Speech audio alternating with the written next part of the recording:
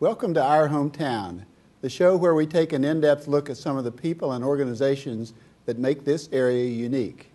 Years ago, newscaster Tom Brokaw had a bestseller entitled The Greatest Generation.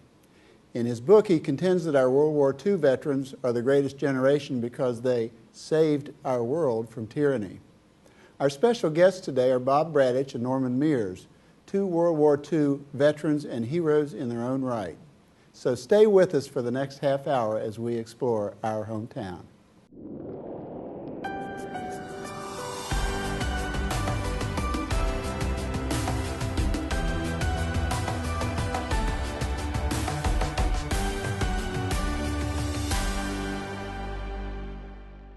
My guest is Bob Braddock, a World War II veteran and a special friend. Bob, welcome to our show. Thank you.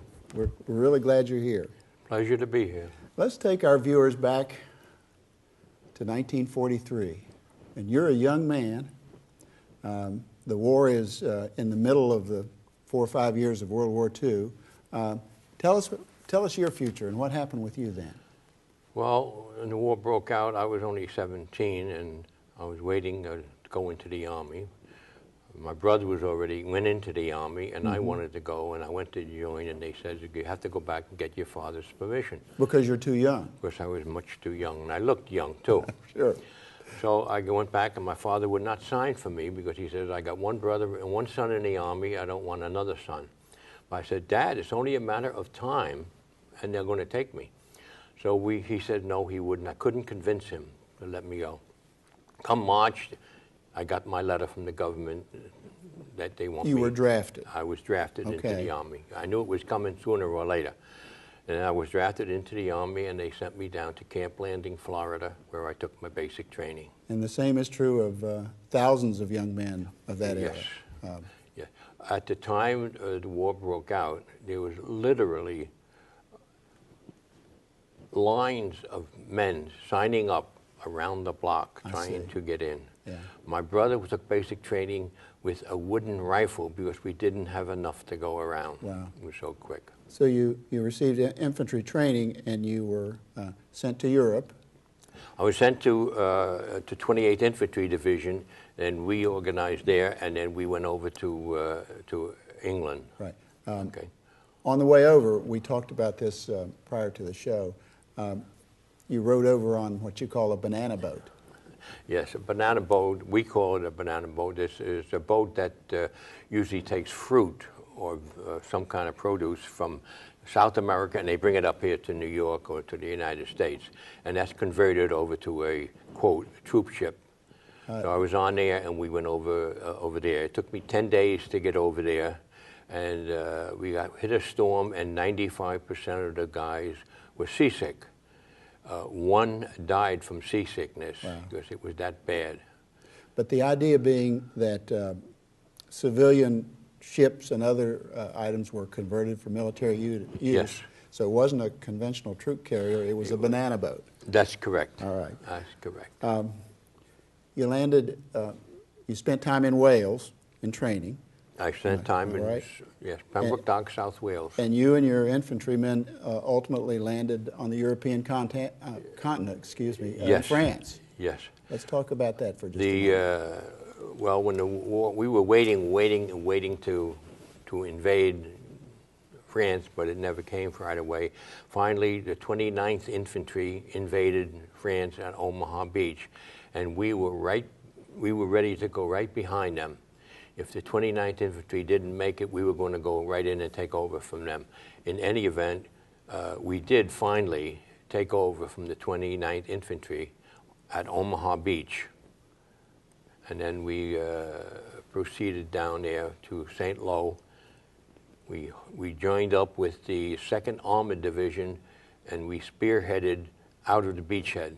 So we broke the beachhead, and we took our first town, Percy, France. You spent the next year or more in combat, some of it very fierce. Yes. Occasionally you had a little time off, thankfully. Yes, we did, R&R. And I don't want you to be too personal, but you were awarded the Bronze Star, yes, sir. Of which I absolutely salute you. Yeah. Could you tell our viewers just a little bit about how that came about?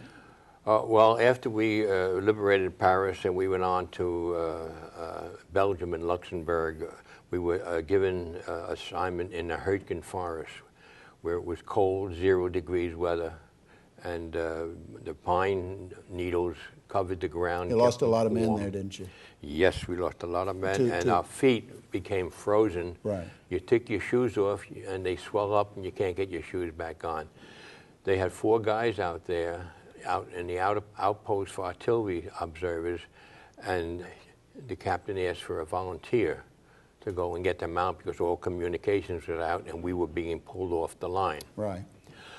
So I went up there, and as I'm going up, I met a German tank, and an American tank, and they told us we can't go any further.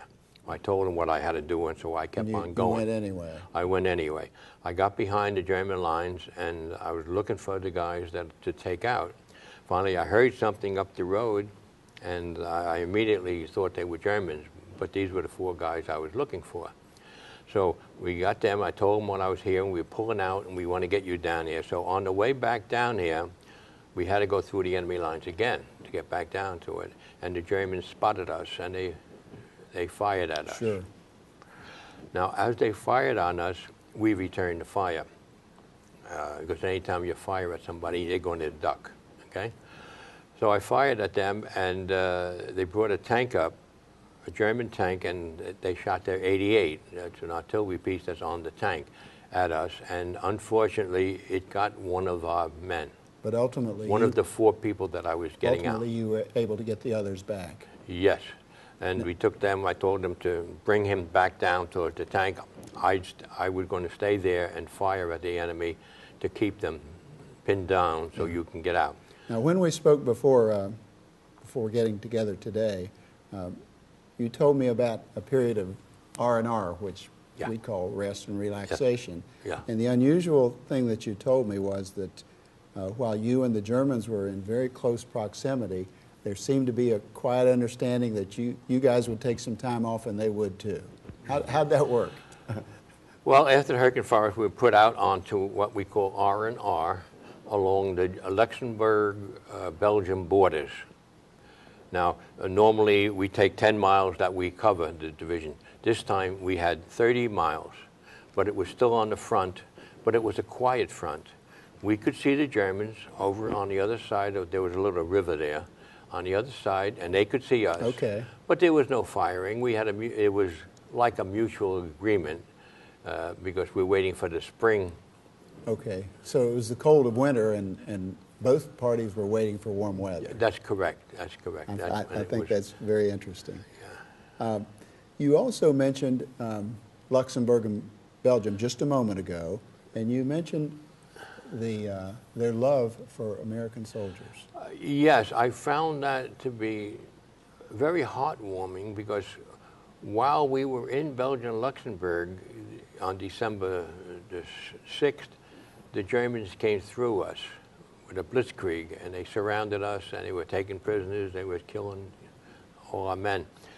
And when we were behind the enemy lines, and if we see Germans, or it's cold and you want to get warm or do something, some Belgian people, or Luxembourg people, asked us in, and they fed us. And after they fed us, they hid us from the Germans. So the Germans came in and they're, no, nothing here. It's extraordinary. Now, they did this on their own. If they were caught, that whole family would be shot, and the Americans along with them. Well, I'm sure. So they put their lives on the line. I'm sure Europeans of all stripes were grateful, but it's interesting that you talk about those in Luxembourg. They're the greatest people you want to find. That's terrific. You returned back from the war in good health. Yes, I did. You had several very successful careers. I want our viewers to know about those. You mean when I come back and I Yes, went to work? Right. Well, yes, when I come back to work, they say you get the same job when you leave. Well, when I left, I didn't have a job, so when I came back, I didn't have a job. But I managed to go out and find a place here and there. I went around. I finally hooked up with Aramco. Well, first off, you went to college. Yes, went to- before that, yes. I Right. did under the GI Bill. Thank you. I went to college at New York University, and I got everything out that I was supposed to get out, and then I went looking for jobs, and I hooked up with the Aramco, Arabian American Oil Company. After 10 years with them, they were going to move the headquarters where I worked over to Arabia. And I didn't want to take myself, my family, my son and daughter over there. So I said no. So they said, well, you're going to look for a job. I hooked up then with IBM. And I worked for IBM for 30 years. And they were good to me, and I was good to them. And It was a very successful career. it was a I'm very sure. successful 30 years of work. Yeah.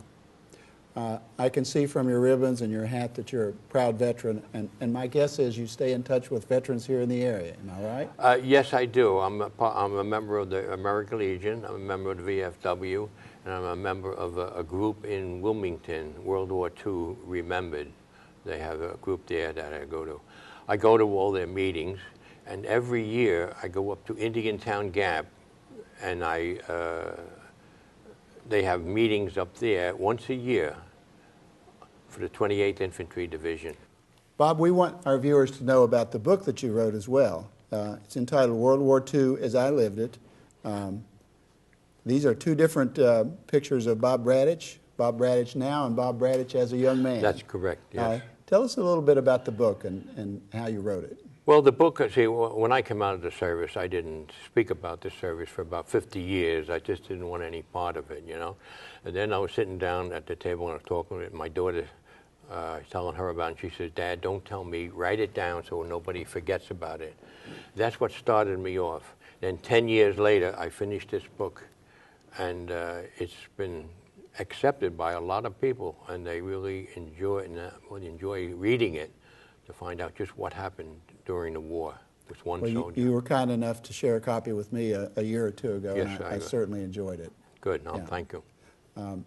Let's talk a little bit about the fact that you're among the few of our veterans. We're losing veterans every day, and you and your fellow veterans just have, as I said, a great story to tell. How do you look back on those years, personally? Were they difficult? Were they? It was difficult, but right now it's like when I first there, I wouldn't do it. I would do it again, but it's something that had to be done, and every American at that time went and answered the call. Yeah, I want to talk about that as well. I want to talk about the very united effort of all our civilians and all of our moms and mothers and young adults back home and what they were doing while you were engaging in fierce battles. Well, they were on rations. They couldn't get butter. It was very hard to get butter and fat and things like that because they were used for ammunition.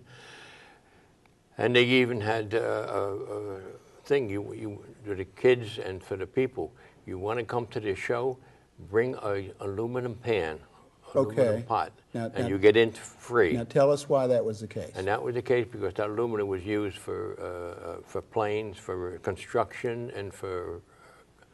Sure, it was collected for the war effort. It was collected for the war effort, Yeah. Yes, it was. And what little bit I know, having read and seen movies, is that the country came behind our war effort in a way that we you could not imagine today. Yeah. Yeah. Yeah. Because everybody was there, was for the war. Before the war, there was a lot of people that was stay out of this war. You know, it's not our war. Let them fight it. But when the Japanese bombed Pearl Harbor, it united the United States like you've never seen before. Yeah, that's we're all behind it, and we all went in there and do it. So very powerful. Yes. Do you remember a couple of your fellow soldiers that you spent months and months with? Yes, I do. Mention one or two of them. Luke Lender. There's a guy I would never forget. Joe Fay, he was another guy. He was killed in Percy, France, our first town that we took. But Luke Lender saved my life because during the breakthrough, we put up defensive positions. Then the Germans hit us with a blitzkrieg, and we go through it. And we set up another defensive, slowing them down in a breakthrough so the 101st could get into Bastogne. How did he, save your life? As he did this, the Germans came through us, and it was foggy, and they came at us. And I remember this, and it's hard to speak about it, but they came at us with fixed bayonets. I had just finished my clip, and I was trying to put another clip of ammunition into my rifle. And this German came at me with his bayonet. Lou was there with me, and he was lucky that he shot the German. Otherwise, I don't think I would be here right now. Right. So he saved my life. Yeah. Right. Yeah, Captain Dobbs also did the same thing. He got us all out. Pretty remarkable stories. Yes. Bob, our time is just about concluded. I can't thank you enough for being with us this morning. You were and are an American hero, and I thank you for the privilege of... I thank you, and I'd like to say that all of the heroes are still in France under the ground. Thank you, sir. Believe me, they are. Yeah, thank you, sir. Thank you. My guest is my good friend, Norman Mears. Norman, welcome to the show. It's an honor to be here, Jim. Thank you very much. Thank you. Let's set the scene. Let's go back to 1944, and you're a young man in Lumberton, North Carolina. Most of us know where that is. Right. The war is in full swing. Yes, sir. And you're thinking about joining the service. Right. But you're not old enough, are you? No, sir.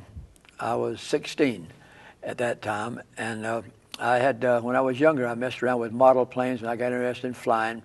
My dad took me to the airport, and I got to fly an old PT-17. That was a bi-wing type aircraft. And the guy who had me in the cockpit said, "You sit in the front seat, I'll sit in the back, and you put your feet on the pedals and on the stick, and then see what I do, and see if you like it." All right. 50 cents it cost my dad, which was a lot of money. But anyway, I did that, liked it, and I came back. He said, do you like flying? I said, yes, sir. He said, you own to fly one? I said, I'd like to. He said, well, go out and get yourself a job. I was 14 years old. No kidding. And I said, well... so you were flying planes when you were a young teenager? Well, flying model planes when I was a child. That's what my hobby was, flying model planes. So when I flew that, got back, I started doing that. But anyway, it started there. And then took a few flying lessons, got interested in flying, and then came to go in service. That led to your becoming a pilot in the service. Yes, sir. But I'm getting way ahead of things. I want to go back to the beginning and recall that as a young man, you were too young to join the service. Yes, sir. But you joined anyway. I did. I had some friends that helped me, and they, I'm like kids. I dropped out of school. I started my sophomore year and dropped out of school. I was 16. So friends that I had said, you need to get your act together. My father was working at the shipyard. So they had a program that with that little bit of flight experience I had, I could go into service in a V6 program. If I made it, I did it. If I didn't, I flunked out. But anyway, I took that. I'm taking you back a little further. Okay. Because I want our viewers to know that you did what hundreds of thousands of other young men did at that time of the service. You misrepresented your age so that you could join the service. I told them I was 18. I was only 16. Okay. I told them I'd finished high school, which I did not. I was a high school dropout. Yeah. But and we can smile about that because hundreds of thousands of other young men during that era did the very same thing. Yes, sir. Right? Well, that's what you did back then. When you quit school, you go in service. That's automatic. If you quit school back in the 40s when World War II was going on, and all of them didn't lie about that. Some of them were old enough, but I kind of lied about my age and lied about my education. But I did get into a V6 program, and I did go to flight school, and I did become they called us aviators back then. And I got to fly in the right seat of an aircraft called the PBY. It was a search and recovery aircraft. And that's what I did while I was in the military. Yeah.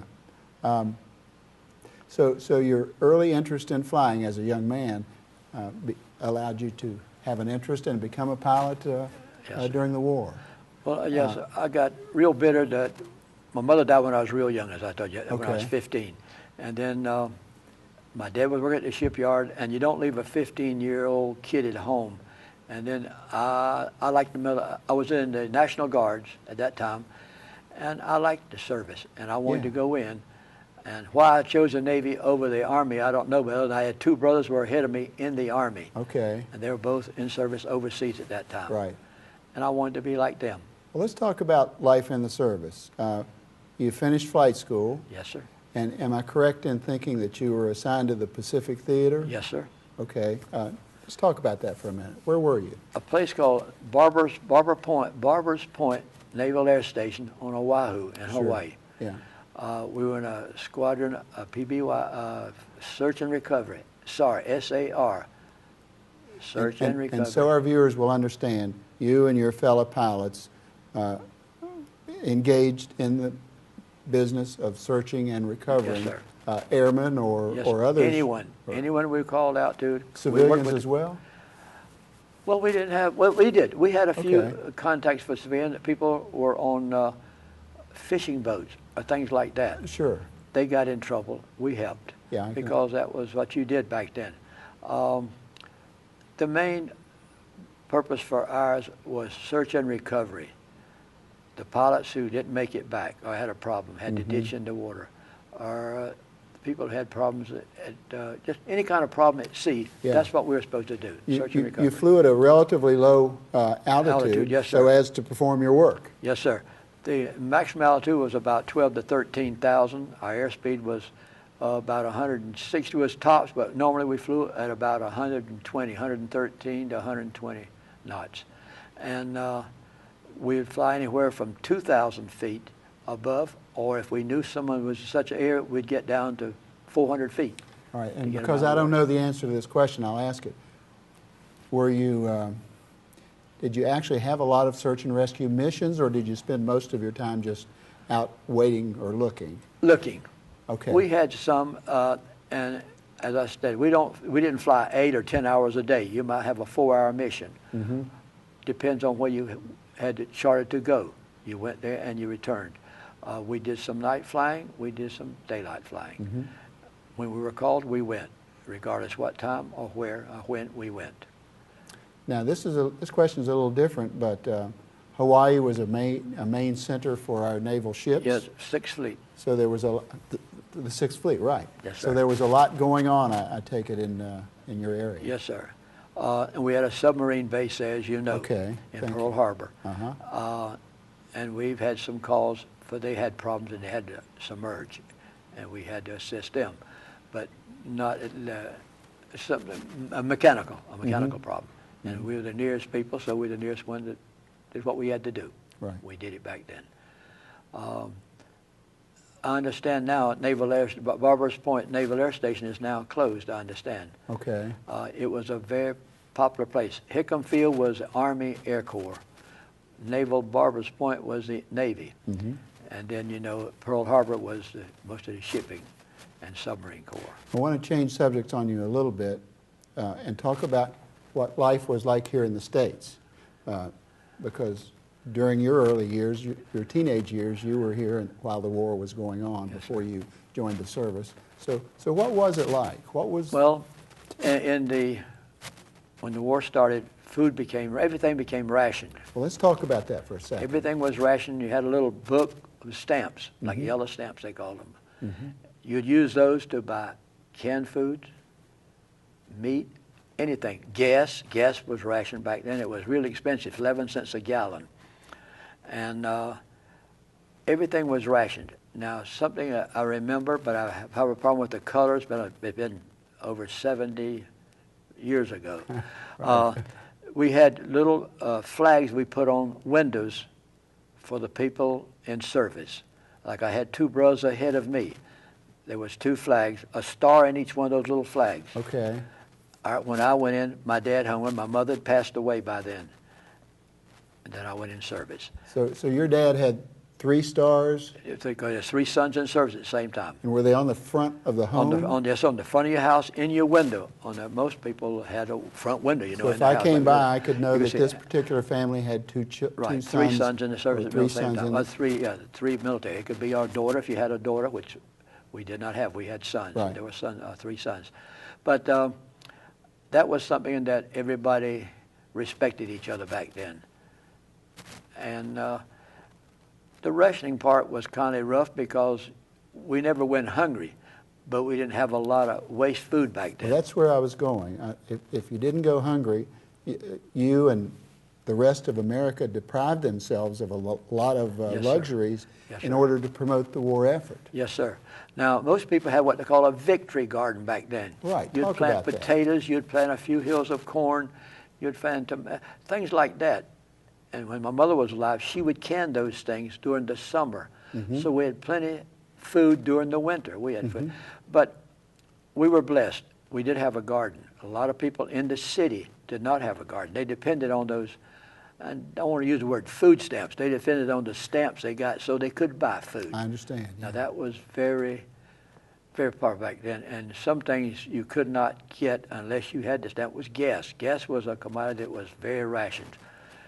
And I used to negotiate a little deal getting some gas and getting rid of it, but we won't go into that. But We talked about food. What about cigarettes? they Things were like rationed very much. That was something that was very much rationed out. And naturally, there was a demand. This is North Carolina. Back then, I think about 99% of people smoked. that? Yeah. In fact, back then, Jim, they used to come to school and tell us kids, they would give us a cigarette to try in school. This was in the 40s, okay? No kidding. And they'd have Lucky Strikes or Chesterfield or Camel.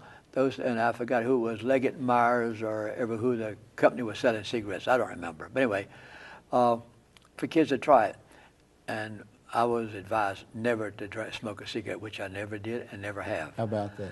But- Well, I can recall reading or being told that back in that era there were TV commercials applauding the virtues of cigarette smoking. Oh, yeah. Which is something we Yeah. know altogether differently Yes, now. sir. Oh, very much so. Yeah.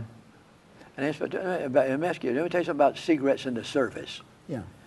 When I was in service, they were 49 cents a carton. Wow. And there's 10 packets to a carton, I think, right? Yes, sir. And I would allow 2 cartons of pay period, okay? I would get 2 cartons, and I would sell them to my people in my squadron. smokers. For 50 cents a carton. I made a penny. I made 2 entrepreneur. I made a penny a carton, but I just bought it for those guys. They How just give me about 50 that? cents. But that was something in service, in How about service. that? I want to talk about something a little personal to you, but I think it's characteristic of so many of our veterans. They're quiet heroes, and they don't talk about their experiences sometimes for many, many years. I'm a Vietnam veteran, and I think that was true of a lot of our veterans. Yes, sir. And I think the same thing is true of a lot of your World War II veterans. Am I right?